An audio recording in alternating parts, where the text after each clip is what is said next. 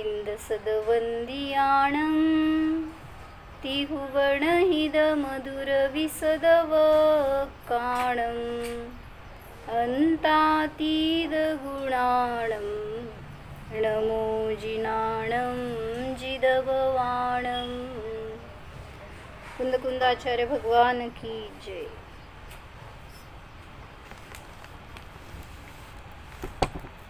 पंचास्तिकामध्ये 101 नंबरची गाथा बघत होतो आपण।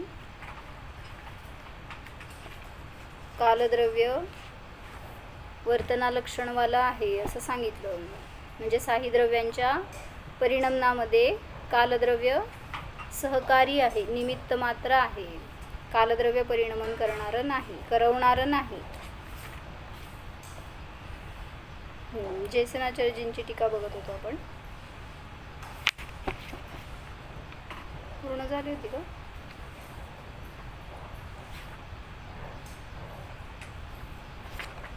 नाही, घ्यायची होती अजून। अथ नित्यक्षणिकत्वेन पुनः अपि कालभेदं दर्शयति। पुन्हा नित्य आणि क्षणिक रूपाने, नंतर नित्य आणि क्षणिक रूपाने पुन्हा देखील काळाचे भेद दाखवतात। म्हणजे एक काळ आहे तो नित्य आहे आणि एक काळ आहे तो क्षणिक आहे। जो नित्य आहे तो निश्चय काळ आहे आणि जो अनित्य आहे, क्षणिक आहे, तो व्यवहार काळ आहे। कालोत्यवदेशो सभाव परुवगो हवदिनिच्चो उपन्न पद्धंसी अवरोधिहंतरढाई। कालोत्यवदेशो काळ असा व्यपदेश, सद्भाव परुवगो हवदी सद्भावाचं प्ररूपक आहे। कालद्रव्य नावाचं द्रव्य आहे, त्याचा सद्भाव दाखवणारा हे शब्द आहेत, हा काळ आहे असं। तो काळ नित्य आहे, जो द्रव्य काळ आहे, निश्चय काळ आहे, तो नित्य आहे। अवरो म्हणजे दुसरा जो आहे तो व्यवहार काळ, उत्पन्न पद्धंसी उत्पन्न नष्ट होणारा आहे, ज्याच्यामध्ये की दिहंतरढाई उत्पन्न पद्धंसीने सांगायचं आहे जो समयरूप व्यवहार काल, आणि जो दिहंतरढाई म्हणत असताना जास्त परिमाणवाला काळ, जसं त्यांनी सांगितलं इथं काय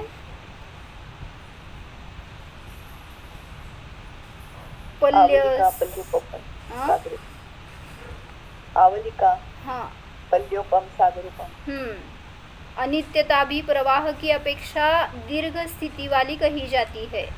जरी उत्पन्न प्रध्वंसी आहे, त्यामुळं अनित्य आहे, तरी सुद्धा दीर्घ काळ स्थायी असू शकतो तो, म्हणजे तो पण नष्ट होणाराच आहे, त्यामुळं त्याला व्यवहार काल म्हणलं। वाचताय कालह इति व्यपदेशः संज्ञा। काळ असा व्यपदेश किंवा संज्ञा आहे, नाम आहे।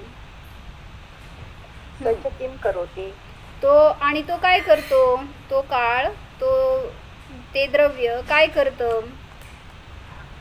कालः इति अक्षरद्वयेन वाचकभूतेन स्वकीय वाच्यं परमार्थ काल सद्भावं निरूपयति। काळ अशा प्रकारे दोन अक्षर, काल इन दो अक्षरों के द्वारा वाचक रूप शब्द के द्वारा स्वकीय वाच्य परमार्थ काळाचा सद्भाव सांगितला जातो। काळ या दोन शब्दांच्या द्वारे, त्या वाचक शब्दांच्या द्वारे वाच्य, जो काळ हे शब्द आहेत आणि त्याचा वाच्य आहे तो कालद्रव्य आहे, त्याचा सद्भाव दाखवला जातो। निश्चयाने त्या वाच्याला दाखवायचं आहे, आणि हे शब्द आहेत हे वाचक आहेत, काय म्हणायचं, निश्चयाचं प्ररूपण करणारे हा व्यवहार आहे। जे काय आपण बघितलं होतं पहिल्यांदा स्टार्टिंगला पंचास्तिकाच्या 3 प्रकारांनी घटवलं होतं ना, नय काय, अर्थनय, शब्दनय आणि ज्ञाननय। तसं आता इथे 3 काळ सांगा आई आहे। 3 काळ कुठले? काल हे शब्द, काल असं म्हटलं तर हा शब्द झाला नुसता काल। कसं म्हणायचं मग, काल शब्द किंवा शब्द काल, काल शब्द, आणि त्याच्याने ज्ञान झालं। काल म्हणजे काय आहे ते ज्ञान, आणि ऍक्च्युअल जो निश्चय काळ आहे तो अर्थकाळ. हां, म्हणजे शब्दकाळ, अर्थकाळ आणि ज्ञानकाळ असे 3 कालाचे भेद झाले. काय समजलं? शब्दकाल म्हणजे काल वाचक हे शब्द आहेत, ह्याला शब्दकाल म्हणलं. दुसरं अर्थकाल म्हणजे तो पदार्थ झाला, जे काय काळवाचक, तेच इथं सांगायचं आहे त्यांना की जे वाचक शब्द आहे त्याच्याद्वारे असणारा तो वाच्य म्हणजे अर्थ, काल नावाचा पदार्थ, त्याला म्हणलं अर्थकाळ. आणि तिसरं ज्ञानकाळ म्हणजे ती काळ खुर्चीने इथं बस. ज्ञानकाल म्हणजे काय? जे आपल्याला जाणवीत आलं, त्याच्याने आपण जे कालाबद्दल जाणलं, वाच्य. ज्ञानामध्ये जो विषय आला त्याला म्हणलं ज्ञानकाल. वाच्य आहे तो अर्थ आहे, पदार्थ आहे तसा. जसं घट म्हणलं ना आपण, शब्द घट आहे, ते घ आणि ट हे शब्द झाले. अर्थ घट आहे म्हणजे तो पदार्थ, व्हिज्युअली जो तुम्ही बघताय तो पदार्थ म्हणजे अर्थघट. आणि ज्ञान घट म्हणजे त्याचं प्रतिबिंब जे ज्ञानात आलं त्याला ज्ञानघट म्हणलं. तसं शब्दकाल म्हणजे वाचक झालेले हे शब्द, अर्थकाल म्हणजे त्याचा वाच्यभूत पदार्थ, आणि ज्ञानकाल म्हणजे जेव्हा त्याचं तुमच्या ज्ञानामध्ये भाववासना झाली तर त्याला म्हणलं ज्ञानकाल. काय समजून फायदा? तसंच आपण घटवलं होतं की हे आत्म्यावर पण त्यांनी सांगितलं, शब्द आत्मा, अर्थ आत्मा आणि ज्ञान आत्मा. कसं सांगा? काय काय 3? हां, म्हणजे काय असतं?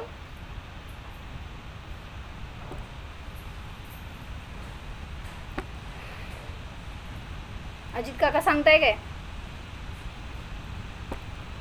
शब्द आत्मा म्हणजे काय, ज्ञान आत्मा म्हणजे काय आणि अर्थ आत्मा म्हणजे काय? 2 अजित काका आहेत माझ्यासमोर, 2 जण सांगा.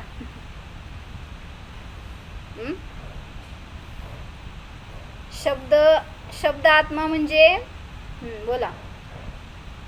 आत्मा जे आहे ते 2 शब्द झाले. ज्ञान म्हणजे आत्म्याबद्दल जे आपण ज्ञान करत होते स्वाध्याय रूपाने वगैरे, ते ज्ञान झालं, ते जाणीव करते. आणि अर्थ म्हणजे जेव्हा त्याची अनुभूती प्रत्यक्ष होतीये, जाणवतोय तो आत्मा काय, माझा आत्मा, ते ज्ञान आत्मा झाला. अर्थ आत्मा म्हणत असताना आत्मा हा पदार्थ, जीव ही वस्तू घेतली. जेव्हा अर्थ आत्मा म्हणलो त्यावेळेस त्या शब्दाच्या द्वारे वाच्य जो आहे तो पदार्थ म्हणजे अर्थ आत्मा झाला. आणि मग ज्ञान आत्मा म्हणत असताना त्याचं जे भावभासन आपल्याला झालं, आपल्या ज्ञानात आला तो आत्मा, त्याला म्हणलं ज्ञान आत्मा. कळलं का अजित काका? प्रत्यक्ष बघतो ना, प्रत्यक्ष बघतो म्हणजे घट आहे कसं आपल्या डोळ्यासमोर येतो. मग तसं आत्मा अर्थ आहे तो, म्हणजे आत्मा म्हणजे स्वतःच घेतो ना. जीव म्हणजे आपण बाकीचे पण म्हणतो, आत्मा म्हणजे स्वतःचा आला ना आत्मा. मग त्याला अर्थ घेतला, त्याचा अर्थ घेतला तर माझं स्वतः जाणवून, म्हणजे मला जे अनुभूती आली, मला जाणीवेत आला तो आत्मा, त्याला ज्ञानात्मा म्हणायचं. जो ज्ञानात आला ना, आपल्याला जाणीवेत आला, भावभासना झाली, तर तो ज्ञानात्मा झाला.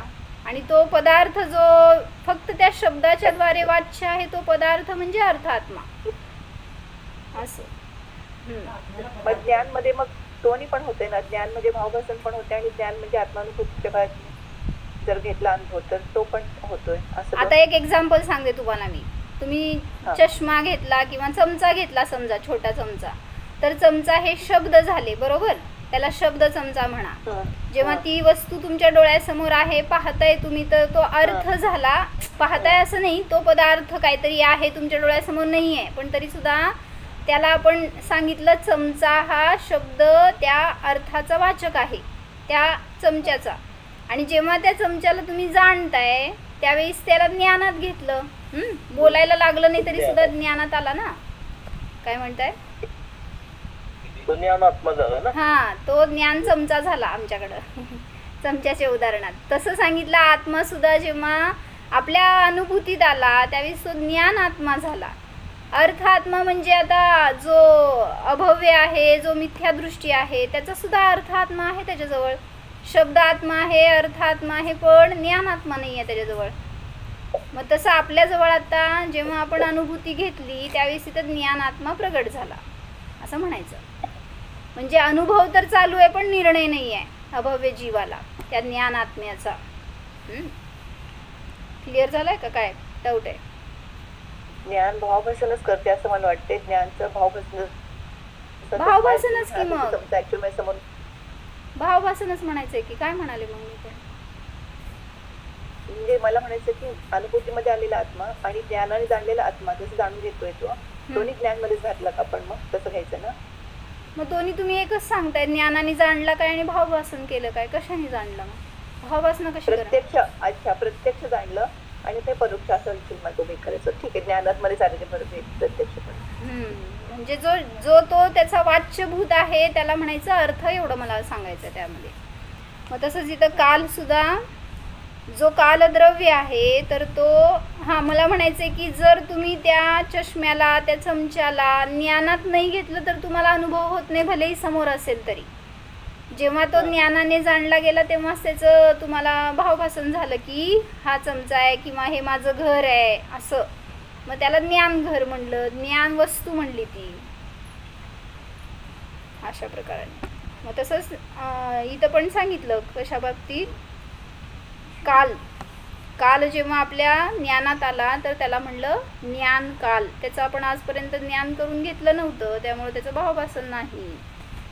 मग शब्द आणि असं नाहीये ना की चमचा समोर आहे पण माझा उपयोग तिथे नाहीये, तुम्ही जाणत नाही, म्हणजे असं पण असतं. तर तो नाही ना, तो ते नाही इथं घेतला ना. मग ज्ञानात आला नाही तुमच्या, तेच तर सांगायचंय ना. म्हणजे ज्ञानगम्य झाला नाही तो विषय तुमच्या. म्हणजे तुम्हाला माहिती आहे ते काय आहे ते. जसं म्हणलं ना, बोर्डवर कोणीतरी सांगितलं काढून दाखवताना लोकाकाश असा आहे. मग लोकाकाशाचं शब्द समजले, तो आकार दाखवला, तो पाहिला आपण, ती वस्तू झाली लोकाकाश ही एक अशा प्रकारची आहे असं. आणि त्याचं जेव्हा तुम्हाला ज्ञान झालं, भावभासना झाली, त्यावेळेस तो ज्ञान लोकाकाश झाला. सगळ्या बाबतीमध्ये असं समजून घ्या. मग अनुभूती कशाने होणार? शब्दात्मा, अर्थात्मा का ज्ञानात्मा? ज्ञानात्मा. जेव्हा ज्ञानात येणार तो विषय तेव्हाच अनुभव होणार, तेव्हा सम्यक दर्शनाची प्राप्ती होणार.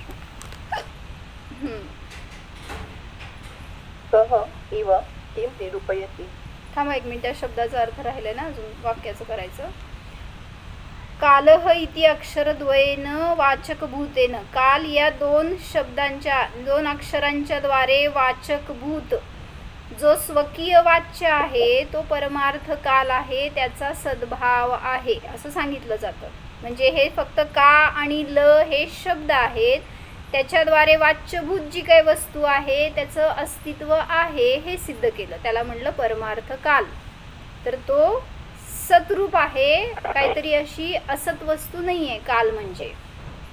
म्हणजे इथं अक्षर म्हणजे इथं शब्द घेतलाय आणि वाच्य घेतलाय म्हणजे अर्थ घेतलाय. बरोबर, शब्द आणि अर्थच सांगितला इथं. जेव्हा तुम्हाला त्याचं भावभासन झालं त्यावेळेस इथं तो ज्ञान काल प्रकट झाला. कह इव किम निरूपयति. कशाप्रमाणे ह्याचं निरूपण केलं जातं? काल किसके समान क्या निरूपित करता है, कोणासारखा आहे हा काल, असं त्याचं निरूपण कसं करताय? सिंह शब्द इव सिंह स्वरूपम, सर्वज्ञ शब्द इव सर्वज्ञ स्वरूपम इति. समजलं? सिंह शब्दाप्रमाणे जो की सिंह स्वरूपाचा वाचक आहे, सर्वज्ञ शब्दाप्रमाणे जो सर्वज्ञ स्वरूपाचा वाचक आहे, तसं काल शब्द कालद्रव्याचा वाचक आहे. म्हणजेच काळ नावाची काहीतरी वस्तू आहे. जसं आकाशाचं फूल असं हे शब्द आहेत, वाचक शब्द आहेत. वाच्य काय हो? तिथं अर्थ नाहीये त्याचा, ते त्या फूळ रूप वाच्य नाहीये, अर्थ फूळ नाहीये तिथं. ज्या आकाशाचं फूळ रूप अर्थ नाहीये. मग शब्द जरी आहेत तरी पण अर्थ नाहीये, म्हणून ते शब्द पण व्यर्थ आहेत असं सांगितलं. मग इथं काल नावाचे शब्द आहेत तर त्याचा वाच्यभूत काहीतरी पदार्थ आहे ह्याची सिद्धी करून दाखवतायत. ज्यांनी कालाला मानलं नाही त्यांच्यासाठी उदाहरण देऊन सांगितलं. जसं सिंह नुसते शब्द नाही आहेत तर त्याचा अर्थ आहे, सर्वज्ञ नुसतेच शब्द नाही आहेत तर त्याचं काहीतरी वाच्यभूत पदार्थ आहे, म्हणून सर्वज्ञांचं सुद्धा अस्तित्व सिद्ध होतं. तसंच आत्मा नुसते शब्द नाही आहेत तर आत्मा ही वस्तू पण आहे, तर ती मी आहे याचा आपल्याला निर्णय करायचा आहे.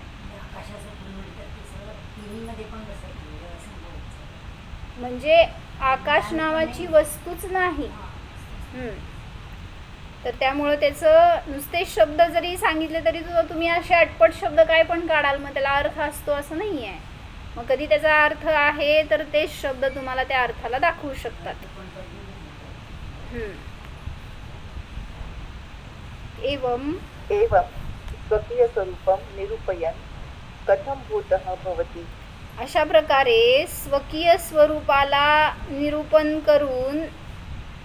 निरूपण केलं असताना कशा प्रकारचं आहे ते काय म्हणलं, काल शब्द काल के स्वरूप को निरूपित करता है, इस तरह अपने स्वरूप का निरूपण करता हुआ काल किस प्रकार है. म्हणजे स्वतःच्या रूपाचं प्ररूपण करून हा काळ कशा रूपाचा आहे. कथम भूतः भवति. यद्यपि कालः इति अक्षरद्वय रूपेण नित्यः न भवति तथापि कालशब्देन वाच्यं यत् द्रव्यकालस्वरूपं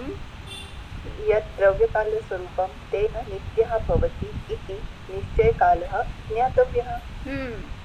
काय सांगायचंय, म्हणजे पूर्वी कशा प्रकारचं आहे असं विचारल्यावर त्याचं तुलना करून दाखवली. जसं सिंह शब्द हा सिंह स्वरूपाला दाखवतो तसं काल शब्द कालद्रव्याला दाखवतो, असं त्याचं निरूपण अशा प्रकाराने केलं हे सांगितलं. आता काय निरूपण करतायत, त्या कालद्रव्याविषयी विशेषता, त्याचे भेद, त्याचं सविस्तर ज्ञान करून देण्यासाठी निरूपण करतायत. जरी काल अशा 2 अक्षरांच्या द्वारे नित्य नाही तथापि काल शब्दाच्या द्वारे जो वाच्य जे द्रव्यकाल स्वरूप आहे ते नित्य आहे, अशा प्रकाराने निश्चय काळ जाणण्यायोग्य आहे. काय समजलं, जे 3 काळ सांगितले ना आता मी तुम्हाला, शब्दकाळ, अर्थकाळ आणि ज्ञानकाळ. सांगा मला ह्याच्यामध्ये नित्य कोण आहे. शब्दकाळ, अर्थकाळ की ज्ञानकाळ, कोण नित्य आहे. अर्थकाळ. शब्दकाळ का नित्य नाही. कारण शब्द पुत्री म्हणतो ना, पण ते नाशवान आहेत. म्हणजे का शब्दकाळ नित्य का नाही काका.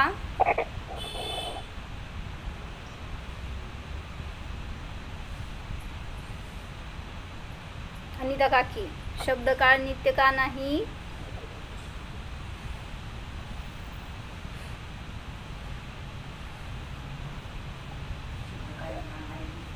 पर्याय आहे. हे कारण सांगायचंय, पर्याय आहे. शब्द हे द्रव्य नाही आहे. तसंच ज्ञान काळ सुद्धा जो झाला तो सुद्धा ज्ञानात तुम्ही त्याला जाणलं म्हणजे ती सुद्धा ज्ञान पर्याय प्रगटली, ते सुद्धा शाश्वत नाही आहे. म्हणून सांगितलं नित्य काय आहे तर वाच्यभूत पदार्थ जो असतो तो नित्य असतो. समोर बसा की अनिता काकी. काय सांगितलं इथं, यद्यपि काल इति अक्षरद्वय रूपेण नित्य न भवति. जरी काळ या 2 अक्षरांच्या रूपाने नित्य नाही, हे 2 अक्षर नित्य नाहीत, तरी देखील काल शब्दाच्या द्वारे वाच्य जो द्रव्य काळाचं स्वरूप आहे त्याच्याद्वारे काळ नित्य आहे. अशा प्रकाराने निश्चय काळ जाणण्यायोग्य आहे. म्हणजे 3 काळामध्ये द्रव्य काळ आहे तो नित्य आहे. अर्थकाळ म्हणा, द्रव्य काळ म्हणा नित्य आहे, आणि शब्द काळ आणि ज्ञान काळ आहे ते पर्याय रूप आहे, त्यामुळे त्याला अनित्य म्हणलं. द्रव्य नित्य राहतं म्हणून ते शाश्वत आहे. मग तोच द्रव्य आपल्या ज्ञानात आलाय की मग त्याला का नाही म्हणायचं नित्य. ज्ञान काळ, तुमच्या ज्ञानात आलेला काळ काय नित्य आहे का नित्य आहे. मग त्याला जेव्हा आपण जाणलो त्यावेळेस ती पर्याय प्रगट झाली म्हणून ती अनित्य आहे. ते द्रव्य नित्यच आहे. जसं एखाद्या जीवाला जाऊ देत, एखाद्या परमाणूला तुम्ही लक्ष केला, त्याला जाणताय, तर परमाणू तर नित्य आहे, पण त्याला जाणणारी आपली पर्याय अनित्य आहे. म्हणून त्या पर्यायाचं वर्णन करतायत. तसंच सांगितलं आत्म्याला जाणताय तुम्ही, मग आत्म्याला जाणत असताना जी पर्याय प्रगट झाली कशी आहे ती शुद्ध पर्याय आहे.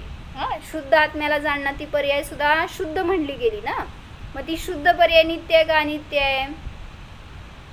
अनित्य नित्य हा, त्या शुद्धाला जरी जाणतीये, त्या नित्य द्रव्याला ध्रुवाला जरी जाणतीये, तरी सुद्धा ती पर्याय अनित्य आहे. त्यामुळं क्षणिक आहे, नष्ट होणारी आहे. त्या पर्यायाला आश्रय करायचा नाही आहे हे सांगायचं आहे. त्या पर्यायात ज्याला आश्रय केला त्याच्याद्वारे आनंदाची प्राप्ती झाली आहे. पण तुम्ही जर पर्यायाला धरून बसला आणि त्याचा अनुभव करू लागला तर आनंद मिळणार नाही. अपरः व्यवहार कालः.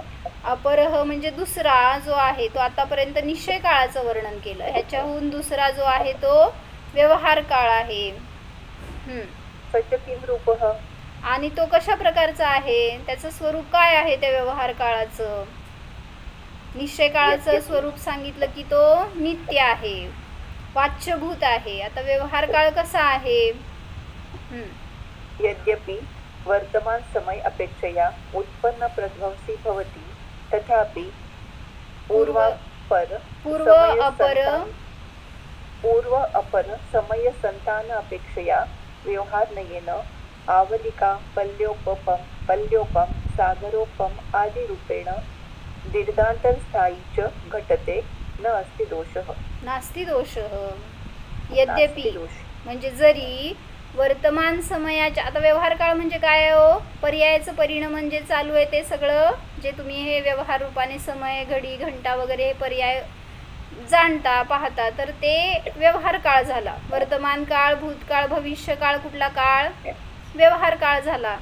मग तेच सांगतायत, जरी वर्तमान समयाच्या अपेक्षेने काळ उत्पन्न प्रध्वंसी आहे, तरी सुद्धा पूर्व अपर समय संतानाच्या अपेक्षेने, म्हणजे काय, म्हणजे पूर्व आणि भविष्य असं घेतले का. म्हणजे आता हे अपर म्हणजे दुसरं, आता हे वर्तमान घ्यायचं, वर्तमानाच्या पूर्व म्हणजे भूतकाळ आणि अपर म्हणजे भविष्यकाळ. मग किंवा पूर्व आणि अपर असं म्हटलं तरी चालतंय, पूर्वाच्या नंतरचा अपर. तर अशा प्रकाराने जे पूर्वापर समय संतानाच्या अपेक्षेने ह्याच्यानंतर हे असं संतान रूपाने परंपरा चालू आहे. पूर्व अपर समय संतानाच्या अपेक्षेने व्यवहाराने तो काळ वर्तमानामध्ये समय अपेक्षेने उत्पन्न प्रध्वंसी आहे. वर्तमानातलं व्यवहार काळाचं सूचक काय आहे, युनिट काय आहे, समय. मग तो व्यवहार काळ 3 काळाच्या अपेक्षेने संतान रूपाने सांगितला गेला. कसा आहे तर आवली म्हणजे किती समय, जगन्ययुक्त असंख्यात समय आहेत. म्हणजे असंख्यात समयांची एक आवली असते. एक समय म्हणजे ज्याचा दुसरा पार्ट होणार नाही तो वर्तमानातला समय, तो व्यवहार काळ झाला. आणि 3 काळाच्या अपेक्षेने जी संतान चालू राहिली ते तर आवलिका समजलं नाही तर तुम्हाला एक तास म्हणा. 1 तासामध्ये जे काय संतान रूपाने समयांची मालिका आहे ना, त्यांना एकत्र करून सांगितलं गेलं तो तास, ते मिनिट. तर आवलिका, पल्योपम, सागरोपम आदी रूपाने आणि सागरोपम आदी रूपाने दीर्घांतर स्थायी घटित होतं. व्यवहार काळ जो आहे तो समयरूप पण आहे आणि दीर्घांतर स्थायी पण आहे, म्हणजे दीर्घ काळवाचक पण आहे. ह्याच्यामध्ये काही दोष नाही. कशासाठी असं सांगावं लागलं, कोणी त्याला दीर्घ काळपर्यंत राहणारा म्हणून कदाचित निश्चय काळ म्हणेल, तर तसं होणार नाही. का, कारण जरी दीर्घ काळ स्थित आहे तरी सुद्धा त्याचा नाश होणार आहे. त्याच्यानंतर नियमाने 1 वर्षानंतर तो वर्ष संपणार आहे. असं नाही की तो निरंतर राहणार. मग त्याच्यामध्ये परिणमन चालू आहे तर तो काळ संपणार आहे. म्हणून दीर्घ काळ असला तरी सुद्धा तो व्यवहार काळच आहे, त्याच्यामध्ये काही दोष नाही.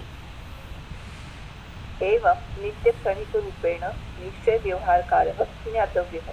अशा प्रकाराने नित्य आणि क्षणिक रूपाने निश्चय आणि व्यवहार काळ जाणण्यायोग्य आहे. निश्चय काळ आहे तो नित्य आहे आणि व्यवहार काळ आहे तो अनित्य आहे, क्षणिक आहे, बदलणारा आहे.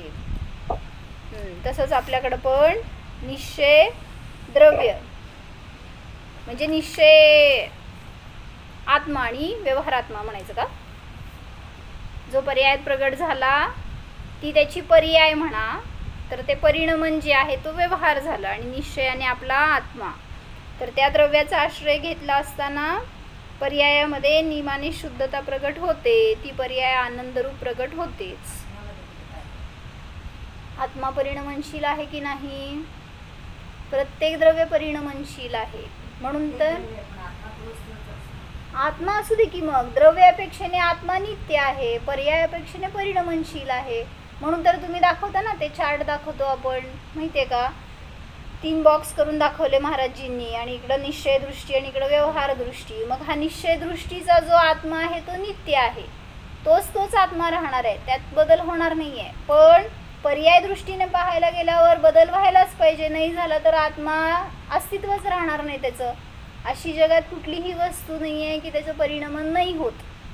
जर परिणमन नाही झालं तर त्याचा नाश होतो, त्या द्रव्याचं सत्ता राहत नाही. मग आत्मा तोच आहे, पण पूर्वभावात तू काय होती? आता तू स्त्री आहे, पुढच्या भावात काय असणार? बदलणार आहे ना. हां, ह्याला म्हणायचं परिणमन. आत्मा तोच राहिला की, पण परिणमन झालं का नाही? मग कोणाचं झालं? मग आत्म्याचंच परिणमन झालं, जी पर्याय प्रगट झाली. मग ती आत्म्याची ती पर्याय म्हणायची, ही आत्ता आहे ही पर्याय म्हणायची. पूर्वभावातली ती पर्याय, पण सगळ्या पर्यायामध्ये द्रव्यदृष्टीने तो आत्मा आहे. मग त्या आत्म्याचं परिणमन झालं, म्हणून याची पर्याय प्रगट झाली, भूत, वर्तमान आणि भविष्य. मग सगळ्या द्रव्यांमध्ये असं परिणमन चालू आहे, ज्याला निमित्त कालद्रव्य आहे बहिरंगामध्ये. ऊर्ध्वता सामान्य रूपाने असणारा तो द्रव्य, तो सुद्धा आपल्या अनुभूतीचा वाचक आहे, वाच्य आहे. अनुभूतीसाठी तो विषय आहे. वाच्य, एक मिनिट, वाच्य म्हणजे वस्तू, विषय. त्या वाचक शब्दाचा जो अर्थ आहे त्याला म्हणायचं वाच्य. जसं साखर म्हणले मी, काय सांग, साखर हे वाचक शब्द झाले, हे साखर हे. आणि ती साखर ही वस्तू ज्या डोळ्यासमोर आली, जे काय किंवा आता समोर ठेवली असेल साखर, त्याला म्हणायचं वाच्य. साखर हे शब्द झाले, ते वाचक आहेत, आणि साखर ही वस्तू वाच्य आहे. काय कळलं? वाच्य आणि वाचक म्हणजे काय असं विचारलंय, कोणाला माहित नाही का? वाचक म्हणजे आपण शब्दाने जे सांगतो ते वाच्य, वाचक. आणि जे वाच्य आहे ते जी वस्तू, पदार्थ, द्रव्य काय असेल ते, त्या वाचक शब्दांच्या द्वारे जे आपल्याला इंटिमेट करायचंय ती वस्तू म्हणजे वाच्य म्हणायचं. कोणाला माहित नाही का? त्याला कोणाला माहित नसलेल्यांनी बोला पाहिजे. रेश्मा काकी, काय कळलं सांगा? वाच्य म्हणजे काय, वाचक म्हणजे काय? प्रगतीताई? हां, आणि हां, प्रगतीताई बोला. काय कळलं नाही? मग विचारायचं की वाचक काय आणि वाच्य काय असा प्रश्न होता आता. मग वाचक कशाला म्हणायचं? शब्दांना वाचक म्हणायचं, आणि त्याच्याद्वारे जे काय दाखवला गेलेला पदार्थ आहे त्याला वाच्य म्हणायचं. जसं तुमचं घर, घराला नाव नाही आहे तुमच्या, आता असतं तर जाऊ देत, घर नाव देऊ आपण. तर घर हे काय झाले? आहे का घराला नाव? मी बघितलं नाही. आहे का? काय घराला नाव आहे? विराज अपार्टमेंट. होय, बरोबर. तर आता विराज हे काय झाले? शब्द झाले. मग ह्याला म्हणायचं वाचक. आणि ते विराज अपार्टमेंट जी आहे ना, ती अपार्टमेंट तुमच्या नयनात आली तर ती वस्तू झाली, किंवा तुम्ही समोर असाल त्याच्यावर ती वस्तू आपल्या डोळ्याला दिसते तर त्याला म्हणायचं वाच्य, तो पदार्थ. मग वाचक आणि वाच्य असं आपल्या आत्म्यावर पण सांगितलं. आत्मा हे शब्द आहेत. तुम्ही जेव्हा ध्यान करायला बसता त्यावेळेस ह्या वाचक शब्दांचा आधार घेता. मी शुद्ध आहे, मी ज्ञानवाला आहे, हे सगळे वाचक आहेत. त्याचा वाच्य जोपर्यंत आपण जाणत नाही तोपर्यंत अनुभव होत नाही. कळलं म्हणा? म्हणजे शब्द म्हणजे वाचक म्हणतात. बरोबर, वाचक. आणि वाच्य म्हणजे म्हणजे आपल्याला जे समजणार आहे ती वस्तू त्याला म्हणायचं वाच्य. ठीक आहे, ती बाहेर तर असेल, नाहीतर आपल्या ज्ञानात तर आली असेल. जसं टेबल, तुमच्या घरात टेबल आहे तर टेबल हे शब्द झाले, आणि त्या टेबलची वस्तू जी आहे ती वाच्य झाली, अर्थ झाला तो, किंवा त्याला आपण जाणलं त्या टेबलला. म्हणजे तुम्ही दुकानात असताना घरातलं टेबल तुम्हाला ज्ञानात दिसलं तर त्याला म्हणायचं वाच्य, त्या पदार्थाला जो आपल्या ज्ञानात आला. मग तसं ध्यानाला बसल्यावर तुम्हाला सगळे जे काही सांगितले जातात ते शब्द असतात, ते वाचक असतात. मग त्याला धरून ध्यान होत नाही, त्याचा वाच्यभूत पदार्थ जाणावा लागतो, तर तिथं आत्म्याचा निर्णय होतो, ध्यान होतं. म्हणून आपल्याला आजपर्यंत, म्हणजे काल मला एकाने विचारलं, म्हणले आम्ही ध्यान करतो, म्हणले किती सकाळी पहाटे उठून ध्यान करतो, कितीतरी वेळ बसतो, चिंतन चांगलं लागलं तर छान होतं, नाही तर होत नाही. मग पण आम्हाला अनुभव कसं करायचं सांगा. कसं करायचं होता आम्हाला पण प्रश्न आहे का आता काय भाभीजी?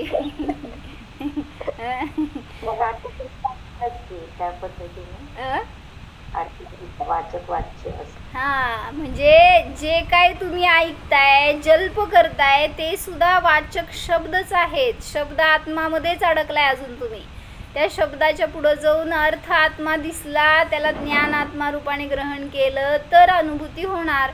म्हणजे जाणणार आहे एवढं म्हणलात तुम्ही, पण भावभासना केली नाही. तसं मी जाणतोय, जसं नुसतं साखर म्हणलं त्याचं अनुभव येणार नाही तुम्हाला. जोपर्यंत तुम्ही त्याला फील नाही करणार, जाणणार नाही, टेस्ट करणार नाही, तोपर्यंत तुम्हाला अनुभव येणार नाही. तसं म्हणलं आत्मा हे शब्द आहेत, वाचक आहेत, त्याला आपण जोपर्यंत अनुभवात घेत नाही तोपर्यंत टेस्ट कळत नाही आत्म्याची. पण मग जेव्हा कळली, तिथं निर्णय झाला तर सोपं आहे. हो, सोपं आहे, सोपं आहे. कसं सांगायचं, म्हणजे मला माझ्यात ती कला नाही आहे असं वाटायला, मला असं कमी वाटायली आहे माझ्यामध्ये. मी नाही सांगू शकत तसं. फक्त अनुभवा एवढंच आहे. म्हणजे शब्द आहेत ते शेवटी तुम्हाला नेऊन शब्दापर्यंतच थांबवणार, त्याच्या पुढं जाऊन तुम्हालाच ग्रहण करावं लागणार आहे. म्हणून काल मी आलेल्यांना समजवलं असं की तुम्ही स्त्री म्हणता, स्वतःला माता म्हणता. कसं आहे हो, माता म्हणजे काय, स्त्री म्हणजे काय, कसं रूप आहे मला सांगा बघू. म्हणजे अनुभवाची गोष्ट आहे ना ती. तुम्हाला किती जरी एक्सप्लेन करायचं म्हटलं तरी पण समोरच्याला माता म्हणजे काय सांगू शकत नाही तुम्ही. तो मातृत्वाचा अनुभव आहे तो तुमच्यामध्ये आहे. तसंच ते मनुष्य आहे म्हणत असताना ते शब्द आहेत, त्याच्या पुढं जाऊन मी मनुष्य, त्याचा अनुभव आहे तुम्हाला, त्याचा निर्णय आहे. मग तसंच म्हणलं आत्मा, काय म्हणले आई, आत्मा शब्द सांगितले, त्या शब्दाचा वाच्य ग्रहण केला तर आत्मा काय आहे ही वस्तू समजणार आपल्याला. नाहीतर म्हणजे ध्यानाला बसतो आपण तर त्यावेळेस तिथं एवढं इंटेन्शन घेऊन बसा की मला आज त्या शब्दाच्या पुढं जायचं आहे. अनेक शब्दांचा भंडार करायला गेलात ना तरी पण विकल्पात राहतो. मग जेव्हा एखादा शब्द घ्या आणि त्याचा अनुभव करण्याचा प्रयत्न करा. जसं म्हटलं की मी शुद्ध आहे, मी जाणणारा आहे, हे शब्द झाले. तर ते जाणणार आहे घ्या, जाऊ देत, लय आपल्याला कळत नाही आहे त्यातलं. तर जाणणार आहे म्हणजे काय, कोण, कसं जाणतो, कोणाला जाणतो, कधी जाणतो. मग सतत तर जाणतोय ना, मी जाणतोय, त्याला जाणायचं आहे आपल्याला. जसं महाराजजींनी उदाहरण दिलं, त्या बॅटरीचा फोकस मारला एखाद्या वस्तूवर आपण, तर ती वस्तू आपल्याला दिसली. कोणामुळं दिसली, त्या प्रकाशामुळे दिसली. पण आता इथं तर तो प्रकाश पण आपल्यातच आहे. म्हणजे काय म्हणायचं, साधन आपल्यात आहे, तो विषय आपल्यात आहे. फक्त त्या प्रकाशाच्या द्वारे तुम्हाला आत्म्याला प्रकाशित करायचं आहे, त्या साधनाच्या द्वारे. मग अवघड नाही आहे. म्हणजे जेव्हा ध्यान करतोय त्यावेळेस तिथं निर्णय करायचं बस राहिलंय, बाकी सगळं समजलंय तुम्हाला. काय जिनवाणीतलं आत्मा समजला ना, त्याचं एक्सप्लेनेशन समजलं म्हणजे सगळा सार समजलाय. फक्त त्याला आपल्यात उतरवलं तर अनुभव होणार, सम्यक दर्शन होणार. एकच तुम्हाला म्हणतात त्यांना की टेबल, तुम्ही दुकानात आहात आणि टेबलचा विचार केलात तर तो ज्ञान पण झाला ना. हो ना, झाला. मला फक्त वाच्य आणि वाचक मध्ये सांगायचं होतं. त्यामुळं मग वाच्य मध्ये दोन्ही पण येणार, अर्थ आत्मा पण येणार आणि ज्ञान आत्मा पण येणार. अर्थ टेबल पण येणार आणि ज्ञान टेबल पण येणार. म्हणजे वाच्य ही वस्तू आहे, मग ती बाहेर तर असेल नाही तर ज्ञानात तर असेल. काय सांगितलं मामा, तुमचं घर कुठं आहे, ज्ञानात आहे. इथं आता लगेच घर म्हणलं की आपल्याला घर दिसलं, घराचा दरवाजा दिसला, कुठे आहे, इथं कुठे आहे, तिथंच पोचलोय आपण. पत्नी, म्हणजे अशी वस्तू जी आपण ज्ञानाने ग्रहण केलेली आहे, ज्ञानात अनुभव करतो लगेच. मग तसं आत्म्याला आपण ज्ञानात घेतलं नाही आहे अजून आजपर्यंत, म्हणून आत्मा म्हणजे काय समजत नाही. तो काहीतरी शास्त्रातला विषय वाटतो, त्या मंदिरातच असेल असं वाटतो, त्या देवाजवळ असेल असं वाटतं. मी आत्मा आहे ह्याचं कुठं निर्णय करतो आपण? मग स्वतःला मी म्हणजे आपण मनुष्यच मानतो, आत्मा मानतच नाही. मग कसा अनुभव होणार? म्हणून जे संस्कार केलेत ना अनादीपासून, मी सुरेश आहे हे संस्कार तोडायचे, मी जीव आहे हे संस्कार करायचे, त्याचा अनुभव करायचा प्रयत्न करायचा. आणि मग त्यालाच ध्यान म्हणलं. जे आपण आतापर्यंत सगळं शरीराच्या द्वारे किंवा कुठल्या पर्यायाच्या द्वारे स्वतःला जाणतोय, त्याच्या पुढं जाऊन जो वाच्यभूत विषय आहे त्याला ज्ञानामध्ये घेऊन निर्णय केला तर अनुभव सहज आहे, ती अवघड गोष्ट नाही. मग हे सगळं 6 द्रव्यांचं निरूपण का करायला लागले? त्याच्याद्वारे सुद्धा आपल्याला आत्माच धरायचं आहे. 6 द्रव्यांमध्ये आपल्याला प्रयोजनभूत अन्य द्रव्य नाही. घरात किती द्रव्य आहेत तुमच्या? 6च आहेत. बरोबर आहे की? मला वाटलं कुठं कपाटातली लिस्टेड सांगताय का किती द्रव्य आहे. तर घरामध्ये आपल्या 6 द्रव्य आहेत, पण त्या 6 द्रव्यात मला कोण प्रयोजनभूत, मला कोणामुळं फायदा आहे, मला कोणामुळं आनंद आहे, त्यामुळं मला आनंद पण नाही आणि दुःख पण नाही. मग जे काय घरामध्ये वस्तू आहे त्या सगळ्या वस्तू किंवा जे काही सगळे द्रव्य आहेत म्हटलं तर ते सगळे द्रव्य मिळून सुद्धा मला आनंद देऊ शकत नाहीत, मला सम्यक दर्शन देऊ शकत नाहीत, मला मोक्ष देऊ शकत नाहीत. मग काय फायदा त्या द्रव्यांचा, त्या वस्तूंचा? काय? कोण मोक्ष देणार, कोण सुख देणार तुम्हाला? हो ना, असं शास्त्रासमोर सांगायचं. आणि नंतर असं असतं होय, तत्व शिकायचं कशासाठी? मग सगळं आपल्या जीवनात बदल करण्यासाठी तर तत्वाचं अवलंबन घ्यायला सांगितलं. त्याचा आपल्या जीवनात उपयोग करायला, घटवायला, त्याच्यासाठी तर सगळी जिनवाणी शिकायला सांगितलं. जे काय उदय येतात ना ते सगळे उदय आपल्याला आपल्याकडे नेणारे असतात. आपण त्यातून तो वाच्य ग्रहण करायला पाहिजे. काल कुठं होता? वेगळ्या क्षेत्रात. आज कुठं आहे? वेगळ्या क्षेत्रात. उद्या कुठं असणार? वेगळ्या क्षेत्रात असणार. पण आत्मा तो कॉन्स्टंट सगळीकडे तसाच आहे. जिथं म्हणजे मी आत्माच आहे, भलेही मागच्या भवात पण आत्मा होतो, या भवात पण आत्मा आहे, पुढच्या भवात पण आत्मा असणार आहे. मग त्या आत्म्याला धरा ना. आपण पाहायला जातोय पर्यायाला म्हणून आपल्याला आकुलता होते. म्हणजे तो लहान आहे, तो मोठा आहे, तो चांगला आहे, हा वाईट आहे, हा माझा आहे, तो परका आहे, तो माझं कल्याण करेल, हा नाही करेल, हे सगळे भेद झाले हो. मग त्या भेदाच्या द्वारे तुम्हाला कुठं काय मिळणार? तुम्ही त्याला जीव म्हणून पाहताय का? ही दृष्टी बघा तर सगळीकडं जीवाचं परिणमन त्याच्या त्याच्या अधीन आहे. माझ्या अधीन कोणाचं परिणमन नाही किंवा माझं परिणमन कोणाच्या अधीन नाही. म्हणून ॲक्च्युली मला ह्याच्यातलं वाचायचं होतं. चांगलं घेतलं प्रकरण त्यांनी. मोक्षशास्त्रामध्ये कालद्रव्याचं कार्य काय आहे त्यांनी विचारलं शंकाकारांनी. कालद्रव्य परिणमन करवतं का नाही करवत? 6 द्रव्यामध्ये कालद्रव्य आहे, तर ते कालद्रव्य 6 द्रव्य कुठले? समजून घेऊ की मामा. आपण आता संपत आलं आयुष्य आपलं, ह्याला नाही समजून घेणार तर कधी करणार? कुठं पडणार आहे पुढच्या जन्मात माहीत आहे का?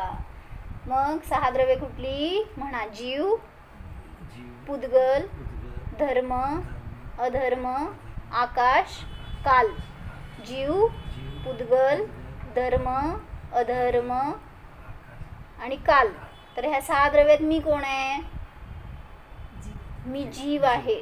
बाकी सगळं जाऊ देत, बाकी सगळ्याबद्दल काय जाणू नका, अभ्यास करू नका, चालतंय. फक्त जीवाचं ज्ञान करून घ्यायचंय.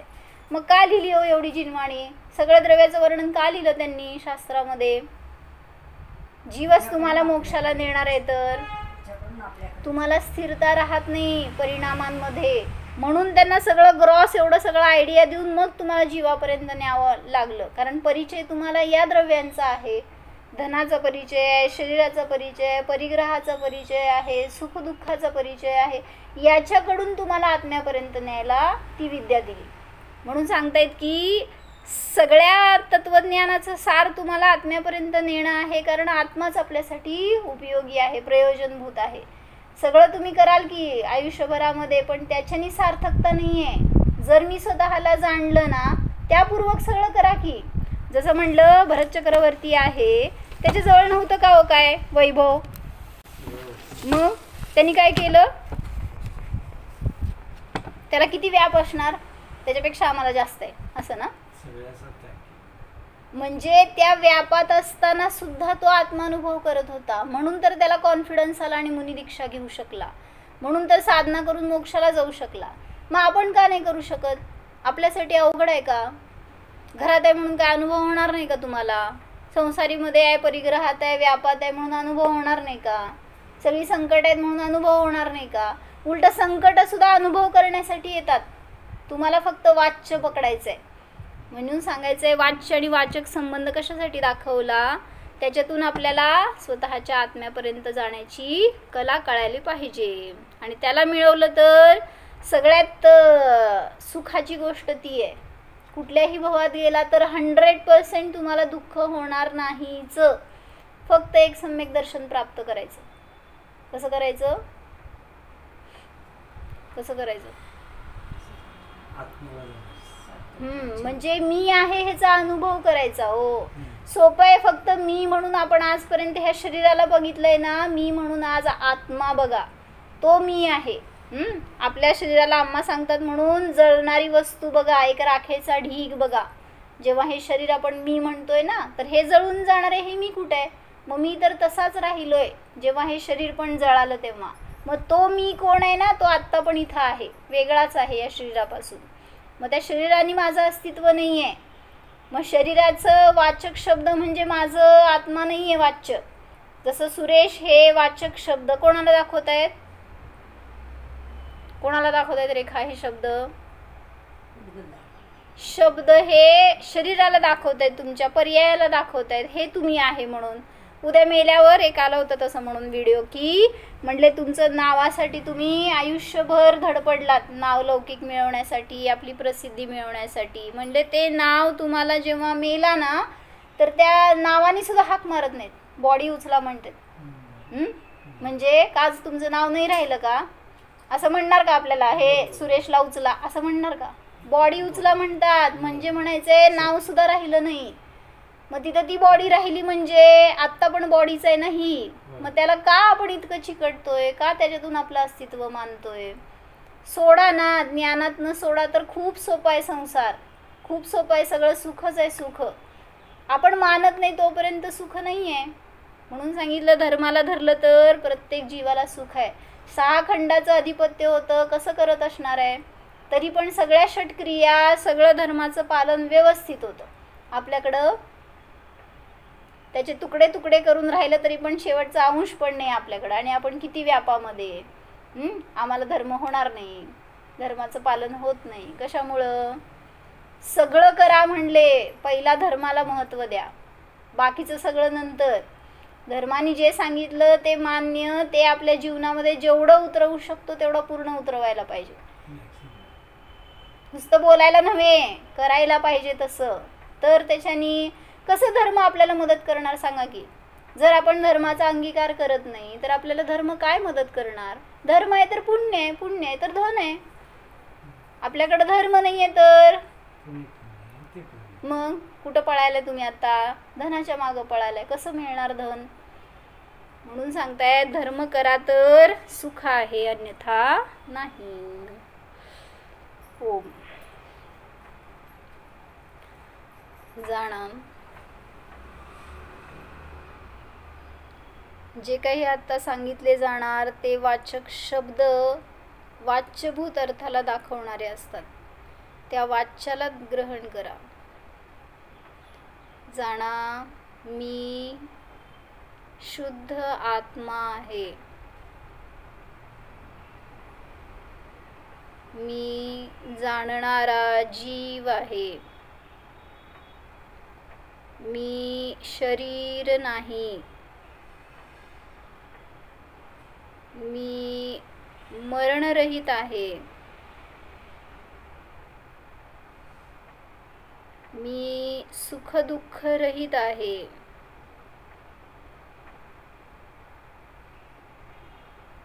मी शाश्वत आहे. आत्माच आहे. सर्वापासून भिन्न स्वरूप जाणा. संसार करणे हा माझा स्वभाव नाही. जो सिद्धांचा स्वभाव तोच माझा स्वभाव. बस जानन मात्र आहे.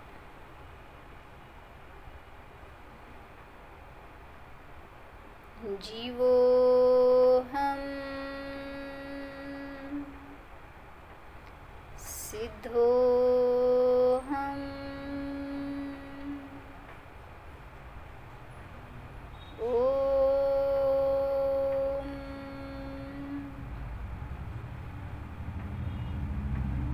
विसर्जन.